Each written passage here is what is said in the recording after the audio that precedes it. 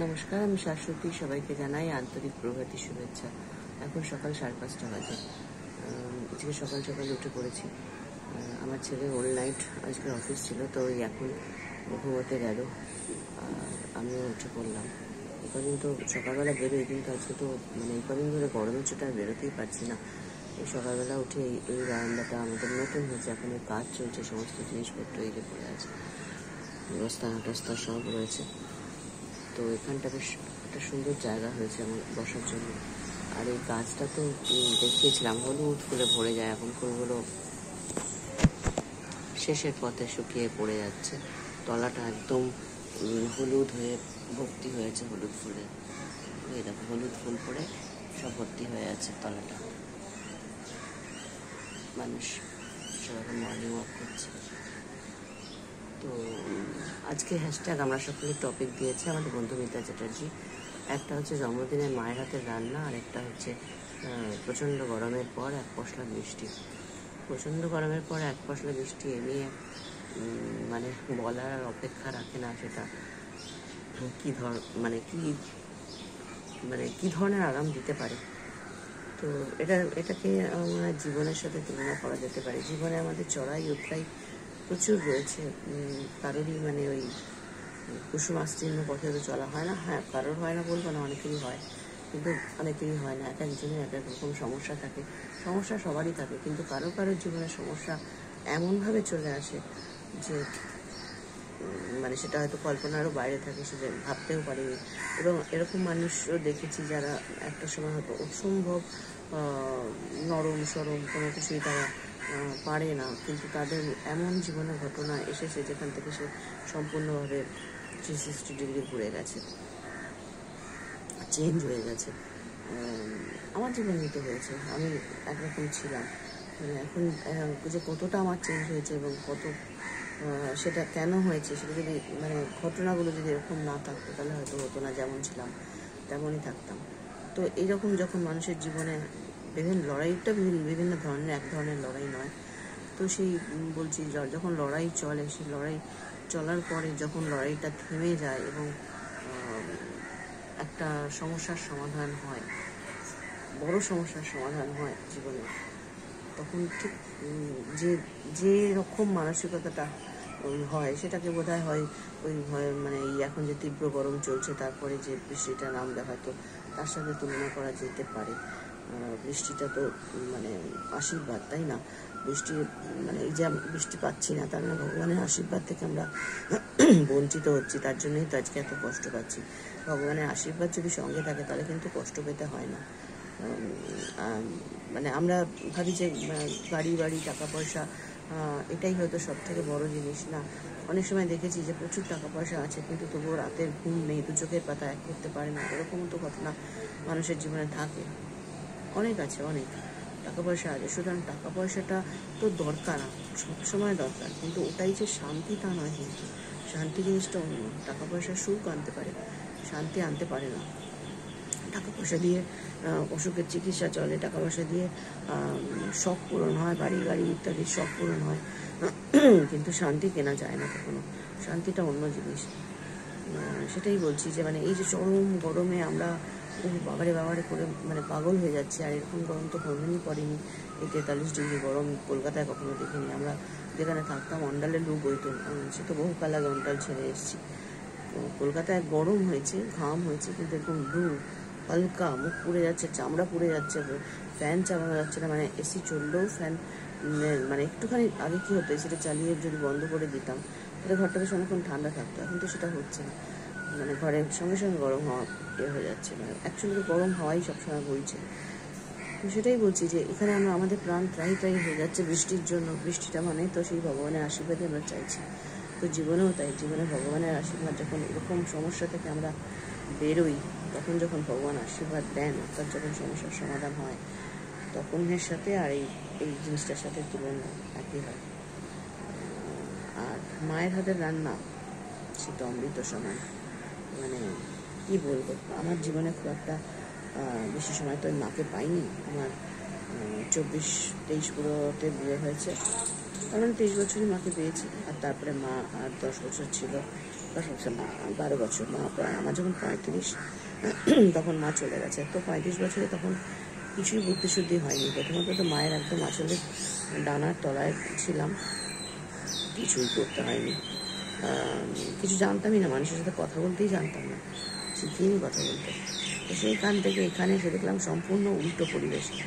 ওই যে তখন চাইতাম স্বাধীনতা, পেতে চাইতাম, মা তো স্বাধীনতা দিত না। যেখানে যেত মা সঙ্গে নিয়ে যেত, সে সিনেমা যাই, যেখানে যাই, কোনোদিনও বন্ধুদের সাথে কোথাও যায়নি। সেই স্বাধীনতা চাইতাম। সেই স্বাধীনতাটা এমনভাবে এই জীবনে চলে এলো যে দুনিয়ার কাজ, দুনিয়ার সমস্যার সমাধান আমাকেই করতে হয়, সব জায়গায় আমাকে ছুটতে হয়। মানে যে মেয়ে কথা বলতে জানতো না, সে মেয়ে গভর্নমেন্টের অফিস থেকে যখন কোনো প্রবলেম হয়, যেমন আমার ইয়েটা ছিল, ওই আমার গ্যাসটা ছিল আমার শ্বশুরমশাইয়ের নামে, সেটাকে নাম চেঞ্জ করলাম আমার হাজব্যান্ডের নামে। সিএসসির ইলেকট্রিসিটির নাম ছিল আমার শ্বশুরমশাইয়ের নামে, নাম চেঞ্জ করলাম আমার বরের নামে। তারপর আমার ছেলের পড়াশোনা নিয়ে তো অনেক রকম সমস্যা গেছে, তো আমি অনেকবারই বলেছি। সেটা বলতে গেলে মানে 2-3-4 ভিডিও হয়ে যাবে, কারণ বহু বড় নানা রকমের ঘটনা। তো যাই হোক, মানে প্রতিটা সমস্যা আমি একটা হ্যান্ডলিং করেছি, কারণ আমার হাজব্যান্ড বাইরে থাকতো। পুরো টায়ার আমি শ্বশুর শাশুড়ি, আমার মা বাবাকে অবশ্য পরে এনেছিলাম, মানে বিয়ের 10 বছর পরে। তো সেই সব কিছু হ্যান্ডলিং করতে করতে না একদম উল্টোটা হয়ে গেছিলাম।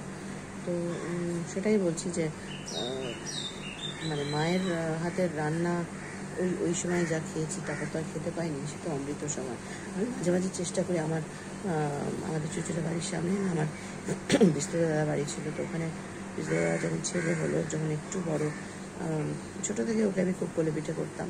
তারপরে যখন একটু বড় হলো, একটু বসতে বসতে শিখলো, একটু মানে খায়, এটা ওটা খায়, ওই 2 বছর 2.5 বছর, তখন আমার বাড়িতে এসে অনেকক্ষণ বসে থাকতে এবং সামনাসামনি বাড়ি।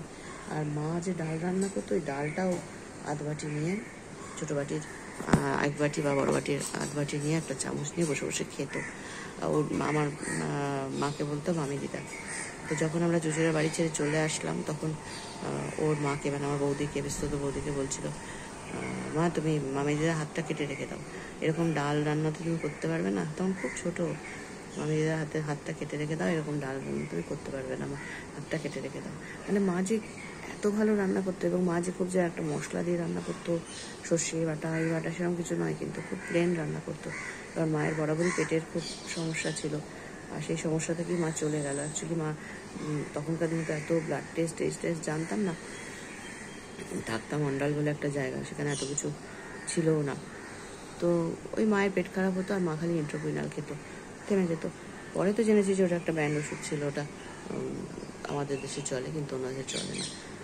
তো সেইটা খেয়ে বোধহয় মায়ের লিভারটা নষ্ট হয়ে গেছিলো, মায়ের SGPT হয়ে গেছিলো, যেখানে 5 থেকে 40 রেঞ্জ, মায়ের হয়ে গেছিলো 540। এবং এটা না ধরা পড়ে না, এতটা যে ভেতরে খারাপ হয়ে গেছে, পুরো ড্যামেজ। যখন ধরা পড়লো তখন আর মাত্র 3 মাস থাকলো।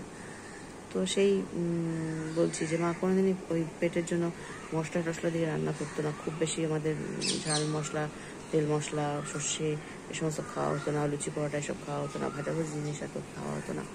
কিন্তু সাধারণ জিনিসগুলো, সাধারণ মানে নিরামিষ তরকারিগুলো, ডাল, সাধারণ পাতলা ঝোল, জিরের ফোড়ন দিয়ে ঝোল, এসব মায়ের হাতে না অমৃত ছিল। তবে এটা তো একদম ঠিক কথা যে সবাইকার হাতেই সবাইকার মায়ের রান্না অমৃত, কিন্তু আমার যেন মনে হয় যে আমার মায়ের রান্না সত্যি স্পেশাল ছিল। নিরামিষ তরকারি যে সর্ষে বাটা বা পেঁয়াজ টেয়াজ বা কোনো কিছু না দিয়ে, সাধারণ ফোড়ন দিয়ে যে এত ভালো রান্না করা হয়, মানে আমি খুব একটা খাইনি আর কি। আর আমি চেষ্টা করেছি অনেকবার পরে মায়ের মতন এরকম ডাল রান্না করতে, যেটা বলেছিল বাবাই বলেছিল মায়ের হাতটা কেটে রেখে দাও, সেই ডাল রান্না করতে আমি অনেকবার চেষ্টা করেছি। না, ওই ডাল করতে পারিনি।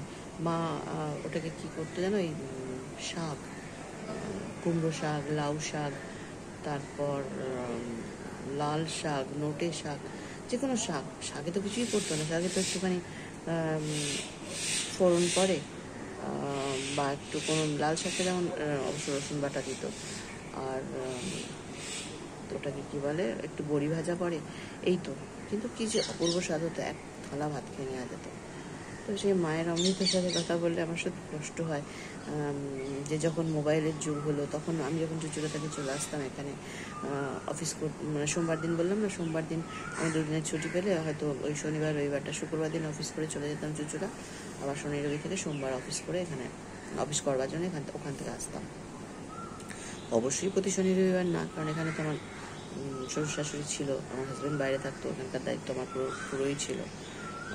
তো সেই জন্য মাঝে মাঝে এটা যেতাম। তো সেই যখন চলে আসতাম কি যেন বলতে গেলাম ভুলে গেলাম, যা কথা আজকাল না ভীষণ ভুলে যাই, যা ভুলে গেছি কথাটা কেন বলতে গেলাম মনে নেই, যাই হোক পরে মনে করলে বলবো। দেখো সবাই কিরকম সুন্দর মর্নিং ওয়াক করছে, খুব সুন্দর, আমাদের এই জায়গাটা সত্যিই খুব সুন্দর। তো সেটাই বলছি যে মায়ের হাতের রান্না খাওয়ার সুযোগ আমার খুব একটা হয়নি, কারণ ওই 23 বছর বয়সে বিয়ে হয়ে গেল, তারপরের থেকে তো কোথায় আর খেলাম। মা কি থাকতে পারতো না? মা 90 বছর 2 বছর বয়স পর্যন্ত তো মা থাকে সবার বাড়িতে, আমার বাড়িতে তো আমার শাশুড়ি 92 চলতে 93 পড়বে, কিন্তু আমার মা তো রয়ে থাকলো না, অনেক তাড়াতাড়ি চলে গেল,